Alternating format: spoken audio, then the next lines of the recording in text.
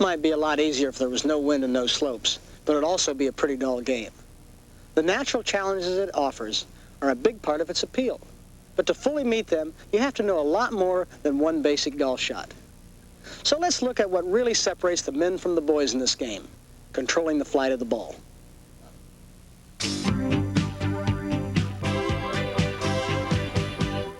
The most frequently hit shot in golf is the slice or fade.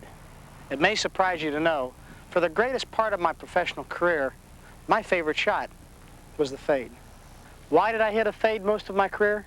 Well, first of all, the straight shot is not only the hardest shot to hit in the game of golf, but the only time it'll go at the target is when you hit it. Otherwise, it's going to be moving away from the target with a hook or a slice. So let's understand that to play a fade, and you aim the ball to the left of the target, you're going to be moving the ball to the target, just likewise with a hook, you move the ball to the target. Now, to hit a fade, all that I do is instead of having the club face square at address, I open the club face slightly at address, and then I aim slightly to the left of the target. This will move the ball down the left side of the fairway and back in. I can do it the same with a driver. I aim down the left side of the fairway, move it in, or hitting into a green to the left side of the green, moving into the hole. And here we are. Down to the left, slightly open club face, and make a normal swing.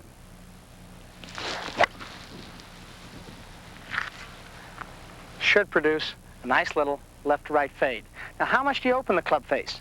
Well, that's a matter of personal preference, and the only way you can find out is for you to get on the practice tee and experiment a little bit for yourself.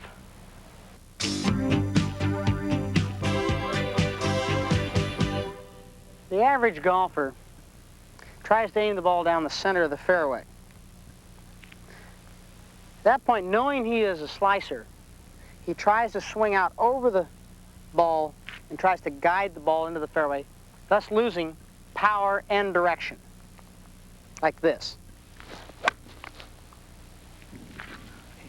He'll hit a big old slice, or he'll pull the ball, or he'll do anything, but he won't hit it very far and he won't hit it very straight. Now, really, I don't mind a fella being slightly outside. If he's going to play a little slice, that doesn't bother me too much.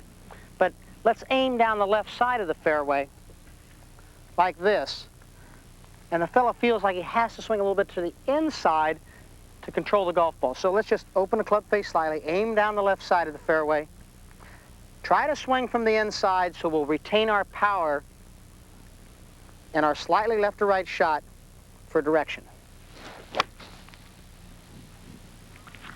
He's going to have more power. He's going to have better direction. Now let's remember, to retain your power, you want to use the same swing for all golf shots, including the fade. Let's just aim the ball to the left and have a slightly open club face to give you the tendency to fade the ball. How much you fade it is a matter of experiment, which only you will learn by practice.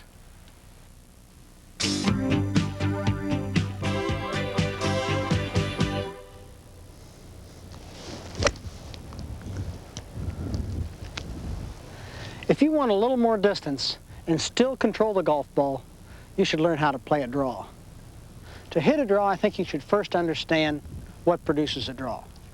A draw is produced not by coming in to the ball with a square club face, but by coming into the ball with a closed club face, or the club face turned in at impact. Now, I don't want to change my golf swing to play a draw.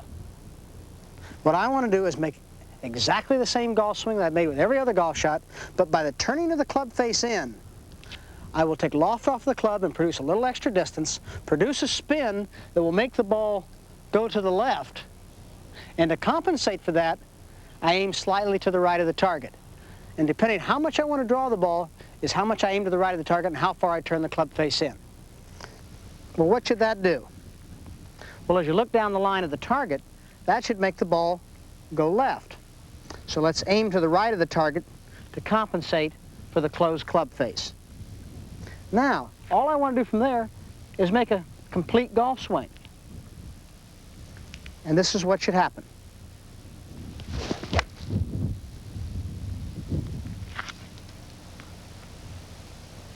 Not bad.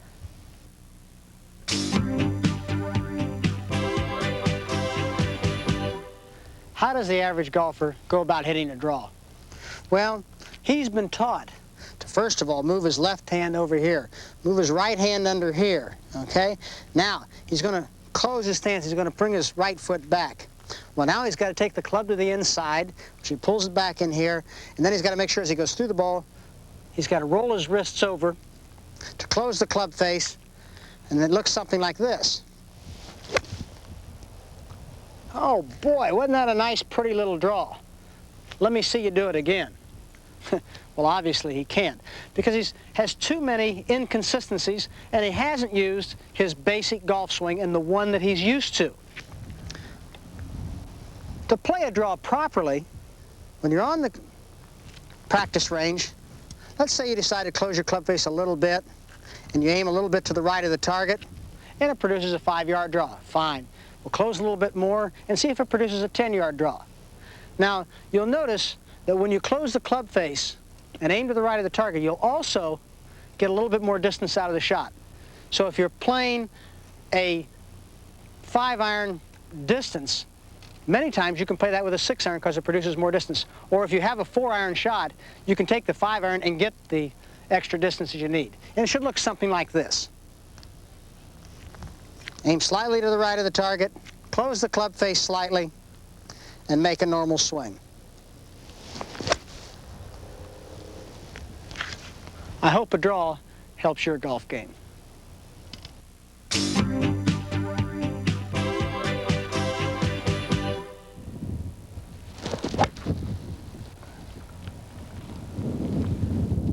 Hitting the ball high, it's really not that difficult to do if you understand the principles, and it can really be a lot of fun.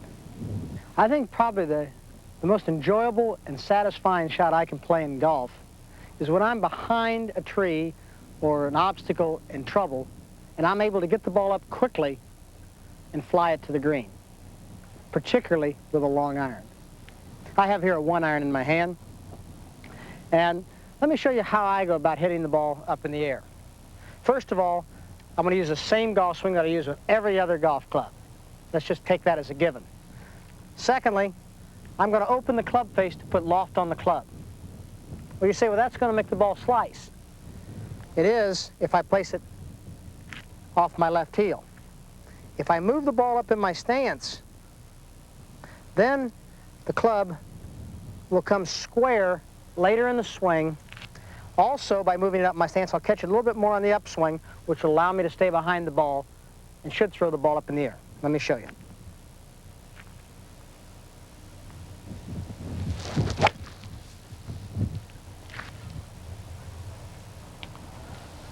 Well, you might say that that'll also make the ball go shorter. Well, it does. So when you're hitting up over an obstacle, you probably need one more club to play that high shot. But also remember, when you're playing downwind is the other reason you're going to play a high shot, to stop the ball quickly on the green, so that the wind will compensate and give you the extra distance you need, and the high shot will stop the ball quickly.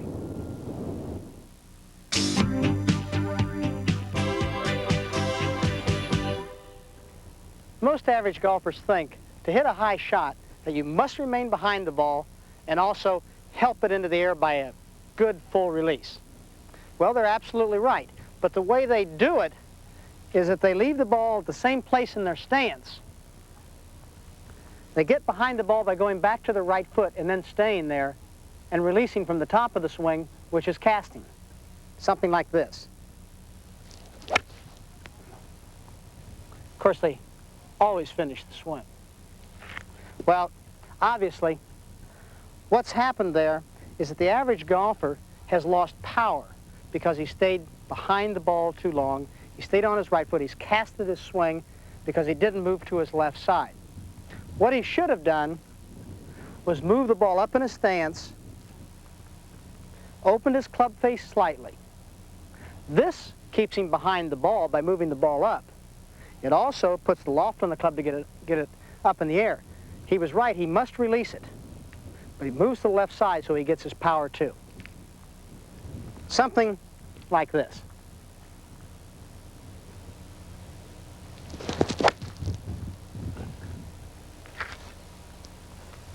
You can do that too. just give it a little bit of a try.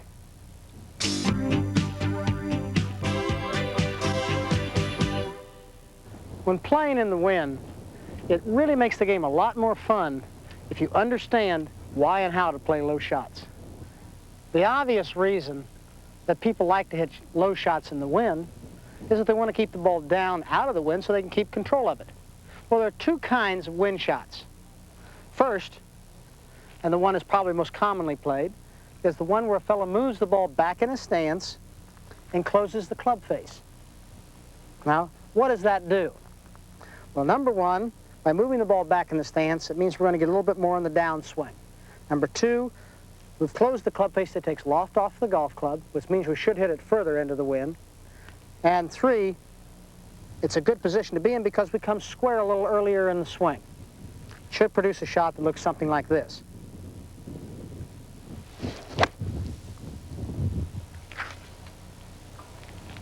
Now, the second method of hitting a ball low comes from taking exactly the same swing that you'd normally take with any other shot. All you do is reduce the length of the golf club and take a longer club, meaning if you have an 8-iron shot, maybe take a 6-iron and go down the shaft 4 or 5 inches and do exactly the same thing you would with any other golf shot. What does this do?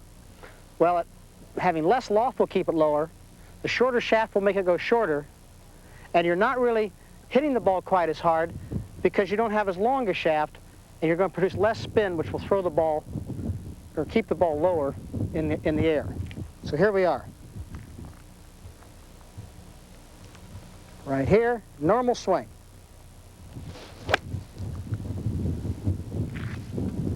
Both are very useful.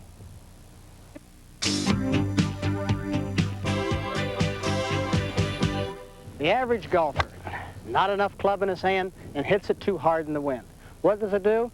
The ball goes out low, shoots up in the air, ends up 20 yards short of the target.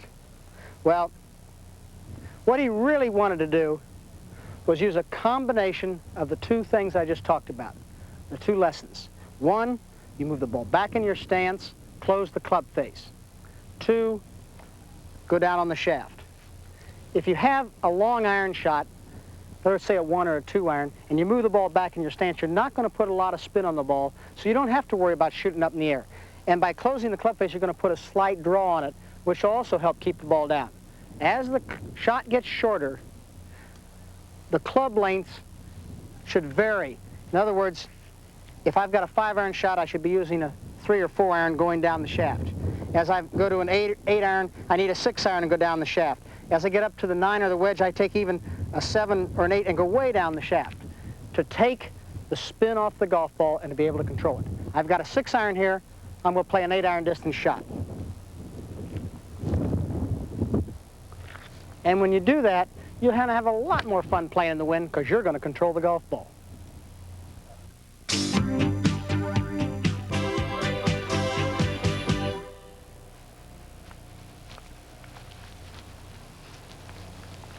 You know, golf isn't always played from tees and level lies. Sometimes we get an uphill lie, and that can be a lot of trouble. Let me show you how I play it. An uphill lie can be a very awkward shot. So to try and play the shot, I try to make sure that I do as many things with my body, the club, and my swing that will simulate being on a level lie. First of all, being on an uphill lie will put more loft on the golf club. So if I've got a 7-iron shot, why not play it with a 5-iron and just make it 7-iron length? Now all of a sudden I've got the right length and the right loft for the distance I want to go. Secondly, I really try to use the same golf swing, and I want to place the ball pretty much the same place in the stance. But I'm going to try to shift my weight so that I can make the things happen at the right time. Meaning, if I move my hips a little bit forward, that sets the weight a little bit more towards my left foot and making it easier for me to get off my right foot. I'm going to keep the weight and my hips up there a little bit. To help that, I'm also going to take the angle of my body and try to get it perpendicular to the slope. So that sets myself here with my hips up here, which should allow me to come fairly level into the ball. Okay, let's see what happens.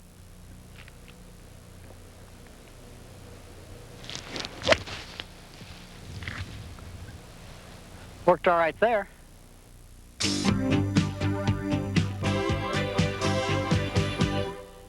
The average golfer tries to play an uphill shot in one of two ways. Usually, he will try to make sure that he gets the ball first. He tries to get his weight up on his left foot. So he moves way up here on his left side, and he hits. And what does he do is he just drives the club into the ground, and the ball never really gets up or goes anywhere. The second method that the average golfer tries, he says, well, I want to make sure I get the ball up off the hill, so he gets his weight way back on his right foot, so he stays well behind the ball, and then he stays right there, and he hits it from there, and what does he do? He hits it straight up in the air and doesn't get any power. Well, obviously, the combination of the two is what we're trying to get to. He wants to get his weight forward so he can get his weight to his left side. We do that by shifting our weight to our left side here. We're going to get behind the ball so we swing level the hill by changing our body angle. So let's do that again.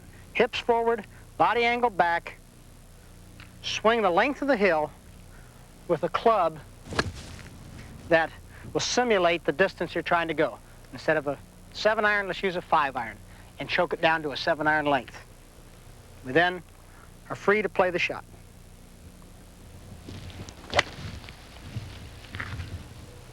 I hope that helps you play a few uphill shots the next time you're on the course.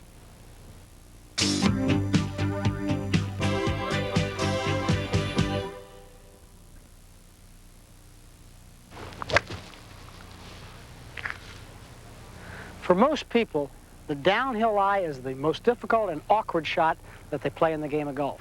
Let me show you how I play it.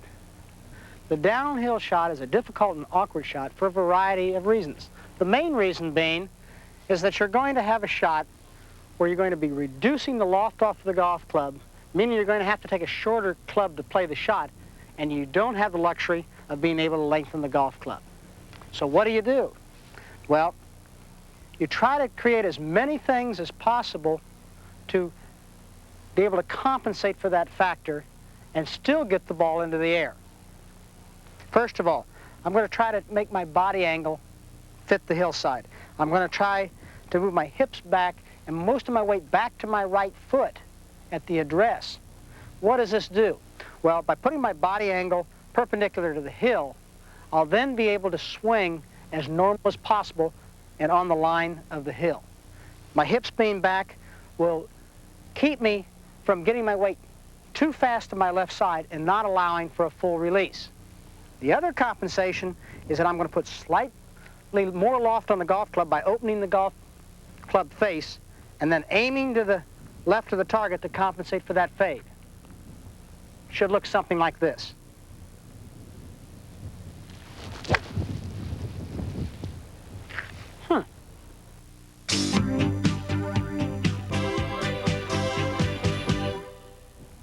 I know this is a complicated lesson, but the problem in playing a downhill shot is to get the ball in the air. The average golfer will try two ways of getting the ball in the air. One, he tries to get behind it. And what happens? Well, he hits about 8 inches behind it. The second thing he tries to do, he says, I don't want to hit behind it. I want to make sure I get the ball first. So he leans all his weight down on his left foot, and then he hits it. Yeah, he might catch the ball solidly, but he drives it right on into the ground. Doesn't get any elevation, he can't get a result out of the shot. So let me review a little bit of the things we're going to try to do to get the ball in the air. And that's the important thing on a downhill shot. One, we're going to open the club face slightly. That puts more loft on the club. We're going to take more club than you might normally want to compensate for the downhill lie. We're going to open our stance slightly to allow us to play a slight fade because of the open club face. We're going to get our body angle perpendicular to the hill, and we're going to get the majority of our weight centered back so we don't get to the left foot too fast. So let's watch that again. Here we are, left, open club face, body angle, and a normal swing.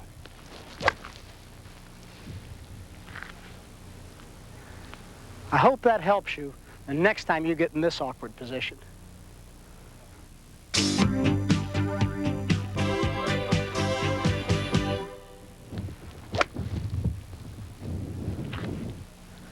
The side hill lie with the ball above your feet. A lot of people have trouble with it simply because they don't understand it. Let me explain it to you. When the ball is above the feet in a golf shot, the angle of the plane must change to conform with the side of the hill. What I mean by that is, if your normal plane would be here for a level lie, that would put the toe of the club into the side of the hill. So you really must conform the sole of the club to the side of the hill and swing on that plane. To do that, you need a slightly more erect body angle. You need to try and keep your head as still as possible. To do that, the natural tendency is to fall back down the hill because you're on the side of it, is to keep more weight on your toes.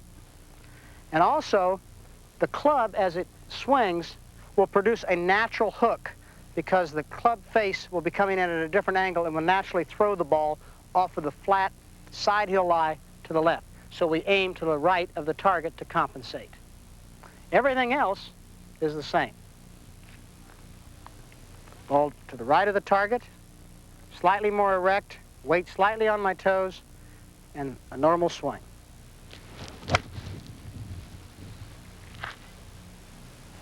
Hopefully we'll get the right results.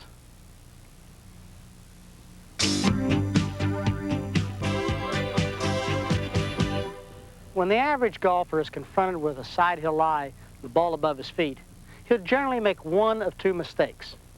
The first common mistake is he'll try to play it as though he were on a level surface or a flat lie. And what happens, he'll get the toe of the club caught into the hillside, something like that, and the ball might go anywhere. Now, the second fella, he understands that he might get the toe of the club caught in the hillside, so he stands a little bit more erect to compensate for that. But as he stands more erect, he forgets a little bit about his balance, and all of a sudden, he's standing there and hitting it like this. He falls right back down the hillside. Well, obviously, a combination of those two is what you're looking for. You're looking to keep your weight into the hillside. You're looking to keep a slightly more erect posture to be able to fit the plane of the swing to the side of the hill. And remember that because you're on the side of the hill, the ball will probably hook, so you need to aim slightly to the right of the target to allow for the hook. Then you just go ahead and make a normal golf swing.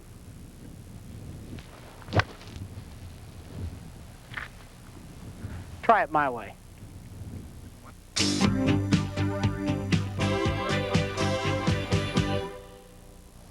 The side hill lie with the ball below your feet is one of the most difficult shots in the game of golf. Let me show you why and what to do about it. First of all, if I were playing a shot with the ball above my feet, I could take the club and allow the sole of the club to fit the contour of the hill by moving up the hill. But with the ball below my feet, as I move the club up the hill to let the sole fit the contour of the hill, all of a sudden there's a point where I can only go so far, and the heel then gets in the way. So what I try to do to compensate for this is I try to keep as much weight as I possibly can on my heels and my middle body back as far as I can. This allows me to keep from falling down the hill. It also allows me to keep my head steady, which is going to have a natural tendency to fall out over the hill. And it allows me to bend my upper body to help fit the contour of the hill a little easier. Now, as I bend over, I also find that if I look down at the club, the angle of the face of the club is going to want to come in at such an angle as to produce a slice. So I should aim to the left of the target and just allow it naturally to happen. This is where I get the extra help that I've needed, in that by moving around on the hill, I'll be able to come up the hill with my swing a little bit more, and this will allow me to avoid, as much as possible, catching the heel of the club in the ground. So here's what it looks like. Weight back on the heels, bend over at the body, aim to the left of the target, keeping my weight back on my heels, keeping my head steady, and then a normal golf swing.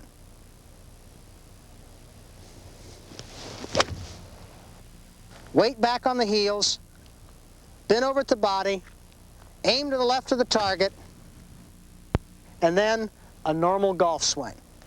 Produces a little fade, and hopefully goes somewhere near the target.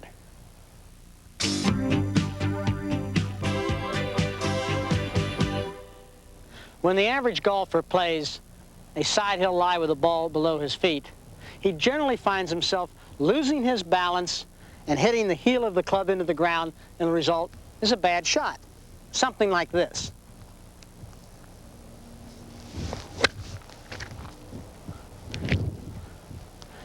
What I try to do is to fight all the natural tendencies and maintain good balance. I do that by keeping the weight on my heels, bending over from the waist, and trying as hard as I can to keep my head still.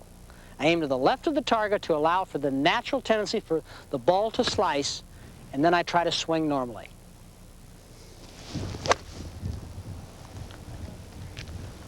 I hope that helps you with one of the most difficult shots in the game of golf.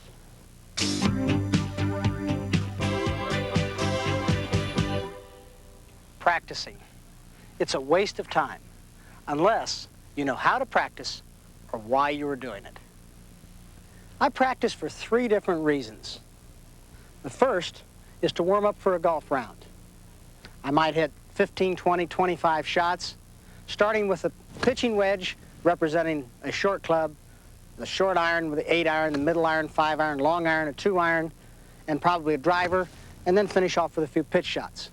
Now, the average golfer, he finishes work at 4 o'clock, he goes to the golf course, his buddies are saying, come on, let's get to the first tee. What does he do? He rushes to the first tee, he picks up a club, he hits it down the fairway, and he chases it around 9 holes of golf. What does he hit? Maybe 15, 20, 25 shots in 9 holes of golf?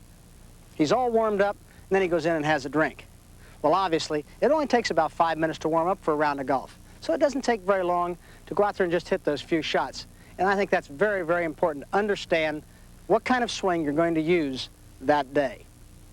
Second method is when I'm not sure what I'm doing or I'm having a fault in my swing, then I go out and I start off trying to figure out what that fault is, but I start off with the basic fundamentals. I start with my grip, I start with my stance, I start with my posture, my ball position.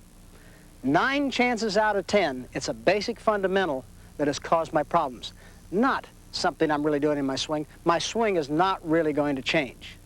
The third method of practicing is when I'm trying to really groove a certain thing in my swing and make sure that what I'm doing is right.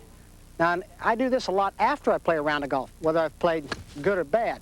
But particularly, even if I'm playing well, I go out and I'll hit a few shots, making sure that I understand that what I'm doing is right, and I understand why I'm doing it. And I don't go out there and hit 500 balls. I might go out and hit 15 shots, I might go out and hit 50 shots, I might hit 5 shots. When I understand it, I've practiced with a purpose, and I get away from it.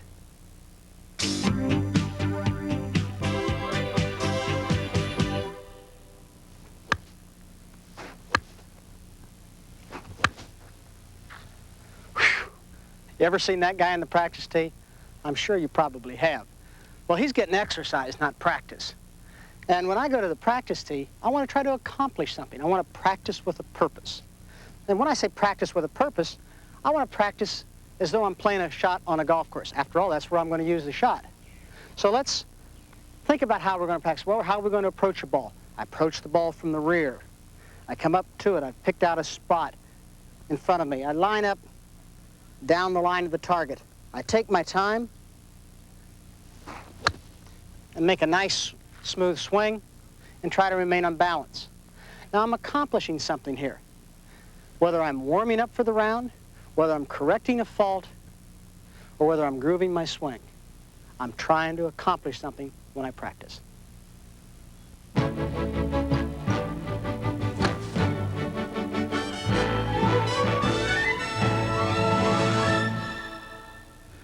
Want to lower your scores without rebuilding your swing? Devote some extra practice time to the short game, and I promise you that will happen.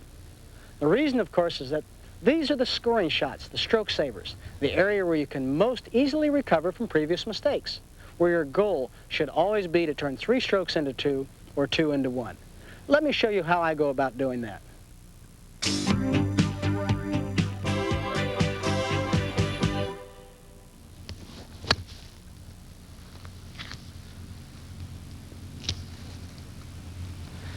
The 50 to 60 yard pitch shot, medium length shot. A shot we all frequently have to play, and I'm afraid we're not as good at it as we should be. Let me show you how I play it. First of all, I play the middle length pitch shot with a sand wedge. As a matter of fact, I play all pitch shots with a sand wedge, as do most of the pros on the tour. Secondly, I want to make sure that I'm as aggressive as I can possibly be with this shot to be able to get as much control on the golf ball, either through spin or through hitting a soft shot into the green. Now, how do I go about being aggressive? Well, I want to make sure that I'm hitting the ball as hard as I can at the bottom and not make it go a great distance, maybe just 50 or 60 yards. Well, if I would hold the club at the end, the ball is going to go a great distance.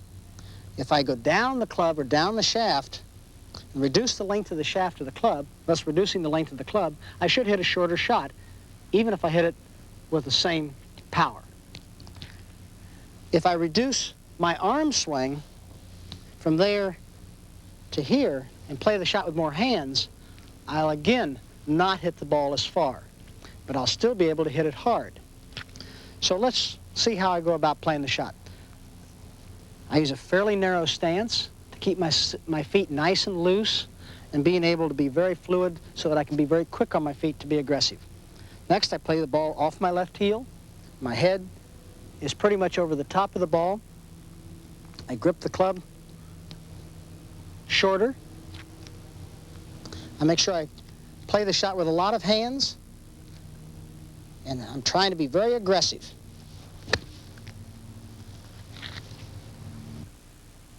Ooh, that was close. I think if you try to play the shot aggressively, you'll find that you'll get a lot more control and you'll enjoy playing this shot with much greater success.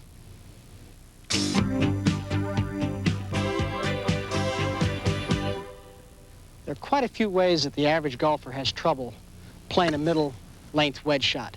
But I think the most common is that he takes too full a swing and eases off into the shot. Something like that, resulting in the inability to spin the ball or the inability to control the ball through being aggressive. What should he do? Well, first of all, he wants to get club head speed to get spin, so he needs to use his hands. Secondly, he doesn't want the ball to go very far, so he needs to reduce the length of the club by going down the shaft. This combination, along with quick feet and your head right over the ball, should produce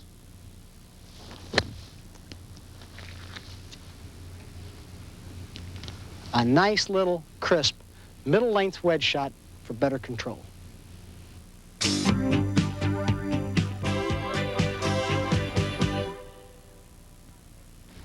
It's essential to know how to hit a short pitch shot around a green if you want to save strokes. One of the biggest misconceptions in the game of golf is that pitch shots are played with pitching wedges.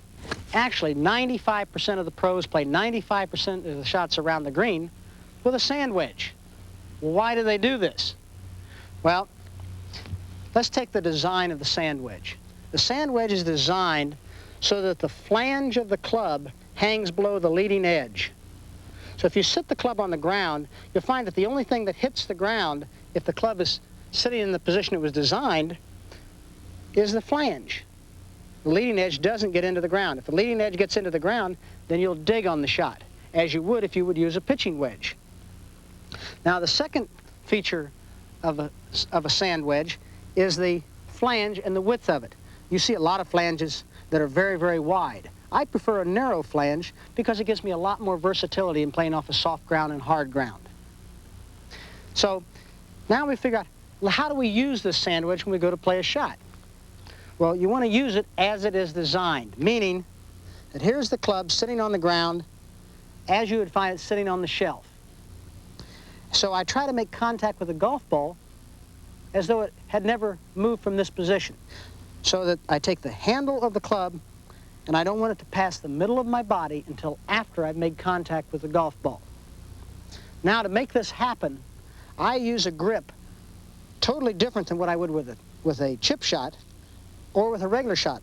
I take a stronger left hand and a weaker right hand, which allows me to be a little freer with the wrist and play with a little bit more hands. And I stand up the ball as I would with any other shot, ball off the left heel. My grip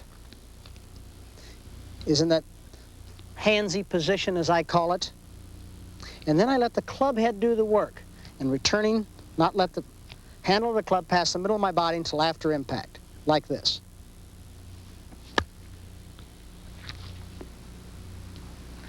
It should help you with a lot of your shots around the green, too.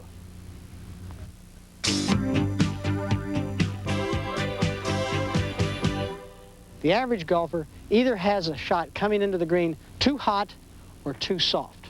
He really doesn't have any consistency on it. He either tries to play the ball back in his stance and drill the ball into the ground, or he tries to play the ball up in his stance and tries to lift it up on the green. Well, obviously, he's not going to be very consistent. So what he really wants to do is try to catch the ball at the bottom of the swing, and that's by placing the ball off the left heel and use a great deal of hands and returning the club to its original design position.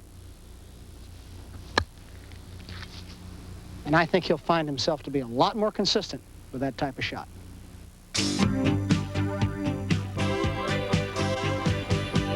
Does this shot scare you? Well, it really shouldn't. It's the only shot in golf you really don't have to hit the golf ball first.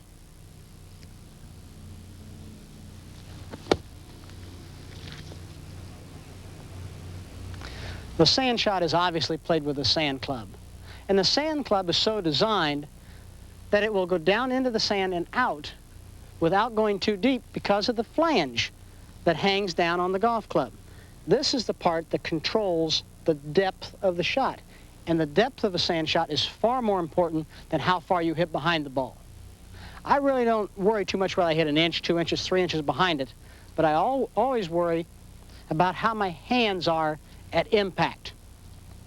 Now, let's take the address of the ball. Instead of having the ball off the left heel, I move the ball up into the instep of my left foot, which means it's maybe 1.5 inches, 2 inches in front of my heel. But I still enter the sand approximately off my left heel. I have a grip that is similar with that of a pitch shot in that my left hand's over this way and my right hand is over this way. The club face is slightly open. I use a fairly wristy stroke, and I want to make sure that the handle of the club does not pass the middle of my body until after I've made contact with the sand and the ball. That's how I control how deep and how far behind the ball I hit. Something like this. So remember, you want the handle of the club not to pass the middle of your body so the club will perform as it is designed until after you've hit the sand and the golf ball. Give it a try. It might help your sand play.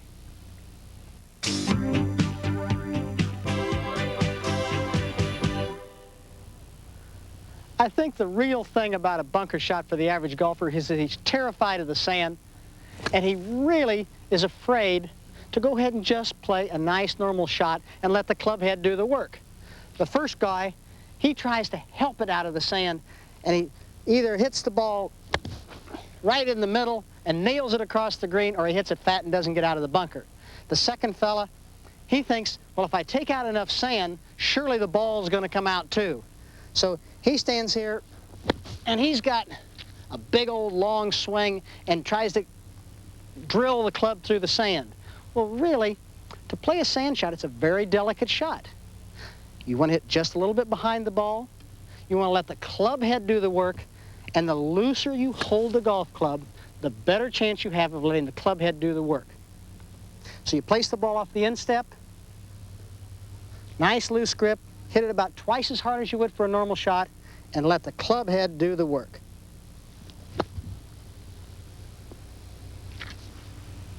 I think your sand play is about to improve.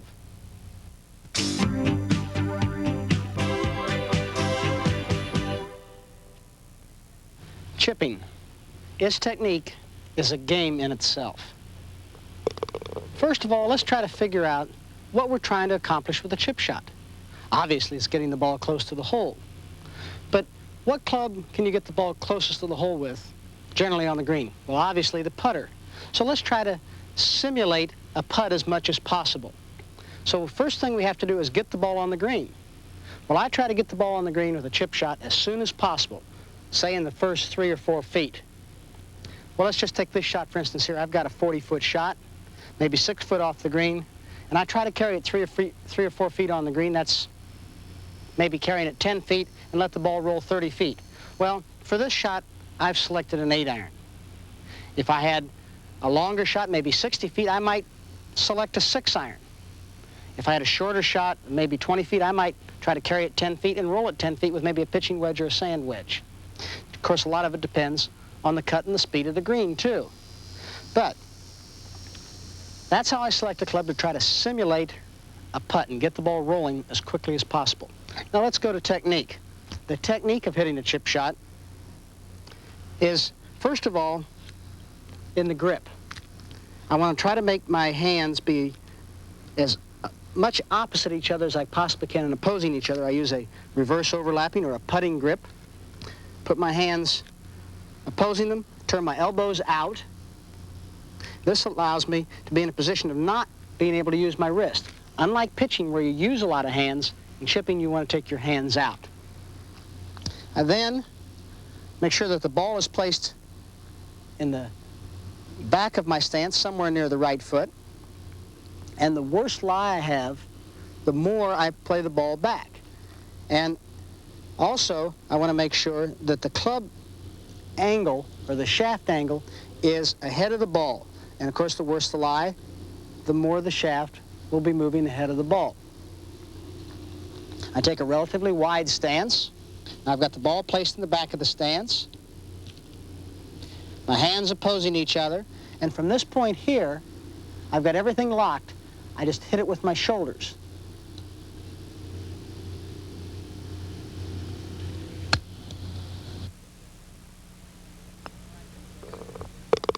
When I do this, I find I have a great deal of control over any chip shot.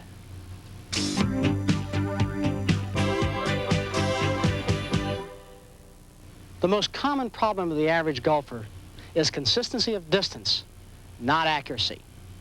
He tries to help the ball too much and uses his hands too much. So I think if you use this method of taking your hands out of it, your shaft ahead, and hitting it with your shoulders,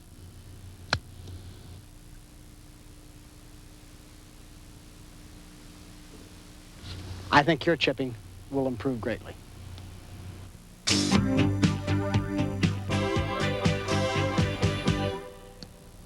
Putting is no different than any other golf shot. Without a good setup, you haven't got a chance. There are 3 basic fundamentals in the setup for putting.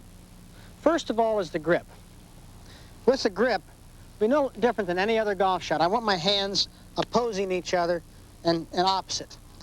I want the right hand, all 4 fingers on the putting shaft, and my left hand has the index finger of my left hand overlapping the last finger of my right hand, and it's called the reverse overlap grip. This is used by 95% of the pros on the tour. And my thumbs are basically down the shaft.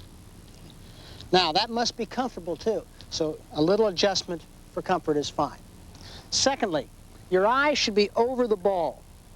Now, the most important part of over the ball is what I call down the line over the ball. It may be a little behind the ball, which is the way I putt, so I can see the line, or, which is probably preferable, but in a way I wish I probably could have putted, is my eyes directly over the ball. That way I have converging lines and cross on the ball, and that will allow me to hit the ball right at the base of the stroke. With my method, I am slightly behind the ball, so that I'm looking down it, and the base of my stroke is a little bit before the ball, which means that I have to make an extra effort to carry my putter through the ball. The other important factor and fundamental is that your arms and your shoulders should always be on the line of the target, whether you use an open stance or the square stance with your eyes over the ball. Now, the reason I use that is because I must be comfortable. And putting is no different than any other shot. You have to be comfortable to be able to hit the shot properly. So here we are. Reverse overlapping grip, eyes over the line of the target, arms and shoulders down the line, and then it's just a matter of swinging the putter and hitting the putt. I hope it helps.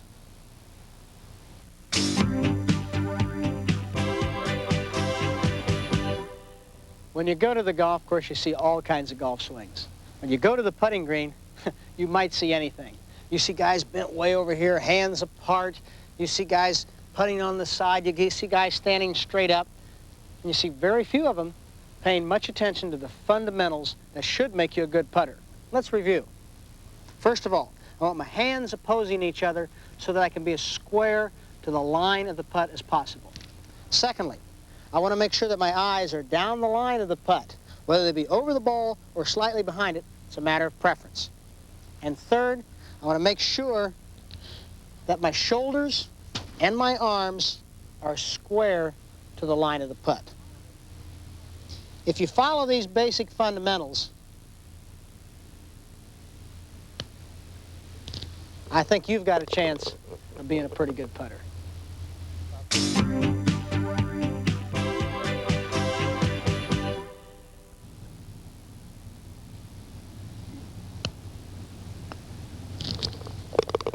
A good stroke is one that is repeated time after time after time.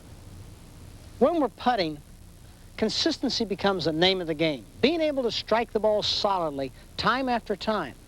And I think there are two elements that I think are very important in my stroke that could help you develop your stroke and be a better putter. First of all, is I try to make sure that I putt with my arms and shoulders. I generate my power from my arms and shoulders, and I use my hands for direction only. Once I set my hands, I then allow the arms and shoulders to dictate how hard I'm going to hit the ball.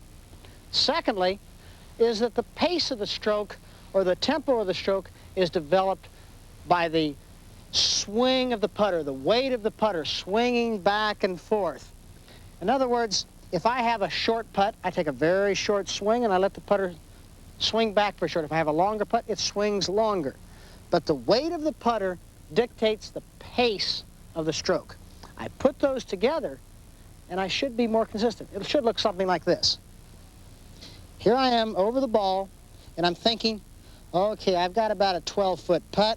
I want to make sure that I swing with my arms and shoulders, and I want to swing the club back a reasonable distance so that I can swing it through with the weight of the putter and cause the ball to roll over slowly and evenly and stay on the ground and give myself a much better chance to be consistent to make all the putts that I need to make when it's important.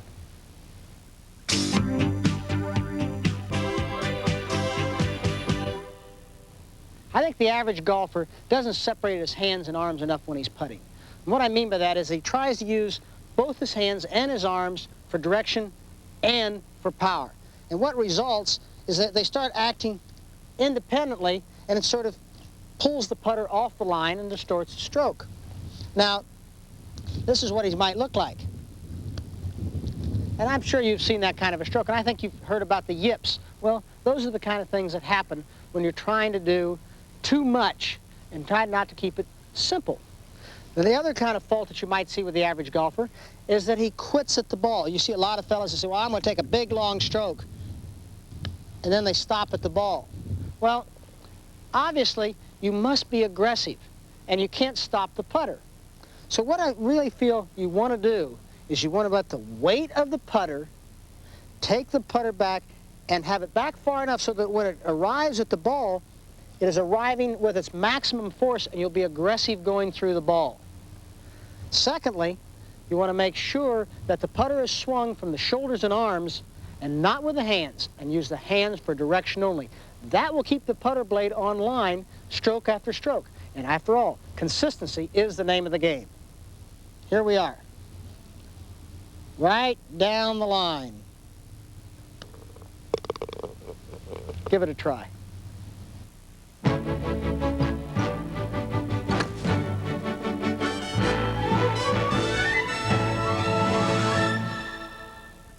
The most fortunate thing ever to happen to me as a golfer was meeting an exceptional teacher almost as soon as I started playing.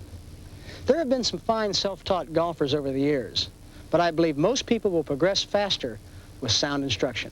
My teacher throughout my entire career has been my good friend, Jack Grout, and I've invited him along to offer his thoughts on that and other aspects of this great game. When I was 10 years old, Jack, I remember my dad used to take me out to the golf course, and he'd had his ankle operations, and he had needed a walk, and he couldn't make a golf game. So he took me along, and we sort of walked and played one hole, and he'd play one hole, I'd carry the bag, and then he'd have to rest about 20 minutes, and I'd have to chip around the green. And we did this several times, and finally one day he said, how would you like to learn something about the game of golf? And how would you like to take some lessons? And I said, well, I think that would be great. And of course, a very fortunate thing happened for me about that year, and that was the year that, 1950, that you came to Scioto Country Club. I went over at your father's drugstore one evening, sometimes in February or March, and your father recognized me, and he came to me and he said, I understand you're going to have a junior class lesson this year for the boys and girls. I said, that's right. I said, boys from 10 to 16. He said, well, I have a son 10 years old. I would like for him to be in your class lessons. And I said, all he has to do is when school is out in June, is I'm going to have a couple of women up there to take the boys' names and the girls' names down and start the class lessons on a Friday at 10 o'clock. And the first one there was you. Well, Jack, if you were going to start a junior class, like you did 33 years ago, how do you start a youngster? How do you get him started? Well, first thing I do, Jack, is get the grip. That's the most important part of the swing. I'm positive of that. And be as plain as I could, I would say that if you walked into any first tee in any golf course in the United States or America or all over, and you saw the first 100 people hit a ball, 99 of them would have a poor grip. So I've always been concerned with the grip first. You sort of taught me to learn how to hit the ball a long way and learn how to control it later. Right. And I've